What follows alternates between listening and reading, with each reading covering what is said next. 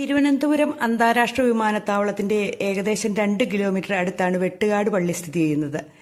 ഇന്നലെ അവിടെ ക്രിസ്മസിന്റെ പരിപാടികൾ നടക്കുകയായിരുന്നു. അപ്പം എനിക്ക് അവിടെ പോകാനുള്ള ഒരു ഭാഗ്യം ഉണ്ടായി കേട്ടോ. അലങ്കാരങ്ങൾ കൊണ്ട് എന്താ പറയുക, നമ്മുടെ കണ്ണ് കുളിർക്കുന്ന സൈസ് കാഴ്ചകളാണ് അവിടെയുള്ളത്. നല്ല ഭംഗിയായിട്ട് അലങ്കരിച്ചേക്കുന്നു.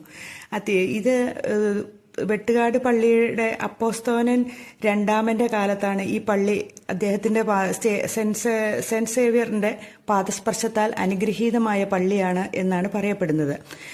ഇതിന്റെ കവാടം, അതായത് പള്ളിക്കകത്തേക്ക് കയറുന്ന വാതിൽപ്പടിയിലാണ് ഈ മുന്തിരിവള്ളികൾ കൊത്തിവെച്ചിരിക്കുന്നതും ഒക്കെ. എന്ത് ഭംഗിയാണെന്നറിയാവോ കാണാൻ. അതുപോലെ തന്നെ ക്രിസ്തുരാജിന്റെ അനുഗ്രഹം നേടാൻ വേണ്ടിയിട്ട് രാജ്യത്തിന്റെ നാനാഭാഗത്തു നിന്നുള്ള ജനങ്ങളും അവിടെ വന്നിട്ടുണ്ട്. ഭയങ്കര തിരക്കുമാണ്.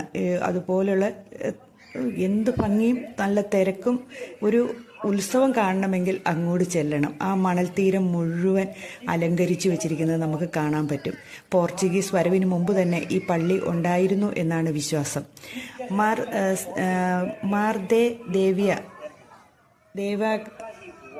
മാർദേ ദേവ്യൂസ് എന്നാണ് ഇവിടുത്തെ മാതാവിനെ പറയപ്പെടുന്നത്. അതായത് അമ്മയുടെ അനുഗ്രഹം, മാതാവിൻ്റെ അനുഗ്രഹമുള്ള പള്ളിയാണ് എന്നുകൂടി ഒരു വിശ്വാസം ഉണ്ടെന്നാണ് ഞങ്ങളോട് അവിടെ ഇരുന്ന ഒരു ചേച്ചി പറഞ്ഞു തന്നത്.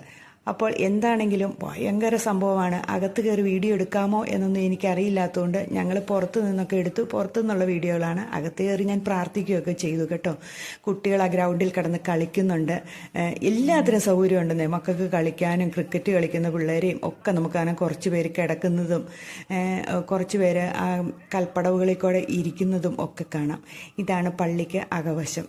ഒന്ന് കാണേണ്ട വിശാലമായ ഒരു പള്ളിയാണ്. നാനാജാതി മതസ്ഥർക്ക് ഒരേ സമയം പ്രവേശനമുള്ള പള്ളി.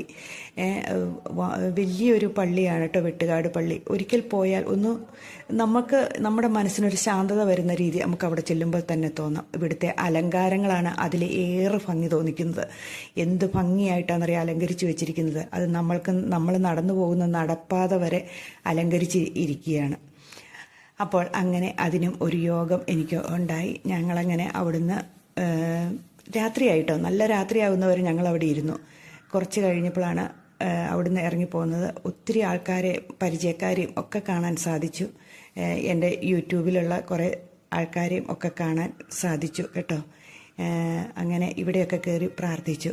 ഇതിൻ്റെയൊക്കെ അനുഗ്രഹം നമ്മൾ യൂട്യൂബിലുള്ള ഓരോ അംഗങ്ങൾക്കും ഉണ്ടാകട്ടെ എന്ന് ഞാൻ മനസ്സൊരുക്കി പ്രാർത്ഥിച്ചിട്ടാണ് പോകുന്നത്. എന്നെ സബ്സ്ക്രൈബ് ചെയ്തവരും മാത്രമല്ല, എല്ലാവർക്കും എല്ലാ അനുഗ്രഹങ്ങളും ഉണ്ടാകും.